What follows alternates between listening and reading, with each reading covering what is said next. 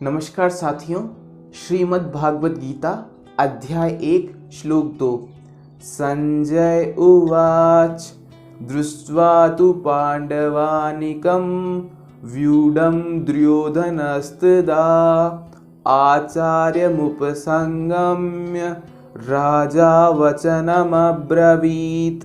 धृतराष्ट्र के प्रश्न पर संजय कहते हैं, उस समय राजा दुर्योधन ने व्यूह रचना युक्त पांडवों की सेना को देखा और द्रोणाचार्य के पास जाकर ये वचन कहे। पांडवों की व्यूह रचना को देखने का तात्पर्य यह था कि पांडवों की सेना बड़ी ही सुचारू रूप से और एक ही भाव से खड़ी थी, अर्थात उनके सैनिकों में दो भाव नहीं थे, कोई मतभेद नहीं थे।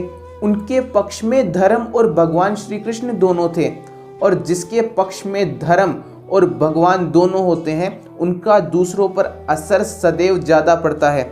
इसलिए संख्या में पांडवों की सेना 7 अक्षौहिणी होने के बावजूद भी, यानी कि कौरवों की सेना जो कि 11 अक्षौहिणी थी, उससे कम होने के बावजूद भी उनका प्रभाव कौरवों पर ज्यादा पड़ रहा था। साथियों, हम अक्सर जीवन में देखते हैं कि लोग अधिक संपत्ति कमाने के लिए, अधिक धन कमाने के लिए, अधिक संपदा कमाने के लिए अपने धर्म और भगवान दोनों को भूल जाते हैं। वह यह सोचते हैं कि अगर धन नहीं कमाएंगे तो हमारा प्रभाव इस समाज पर नहीं पड़ेगा। लेकिन असली बात तो यहाँ अध्याय 1 के श्लोक 2 में कही गई है कि जिसके पक्ष में धर्म और भगवान होते हैं, संख्या में संसाधन अगर उसके पास कम ही क्यों ना हो, उसका प्रभाव सदैव औरों पर ज्यादा रहता है। ऐसी महान शिक्षा जब हमें गीता के अध्याय 1 के श्लोक 2 से ही मिल जाती है, तो क्यों ना हम धन, संपदा, समृद्धि के पीछे न भागकर धर्म और भगवान को अपनाने में अपने जीवन को लगाएं, क्योंकि यही सच्चे परमार्थ का मार्ग है। दोस्तों, इस श्लोक में संजय ने दुर्योधन के लिए राजा शब्द का प्रयोग किया है।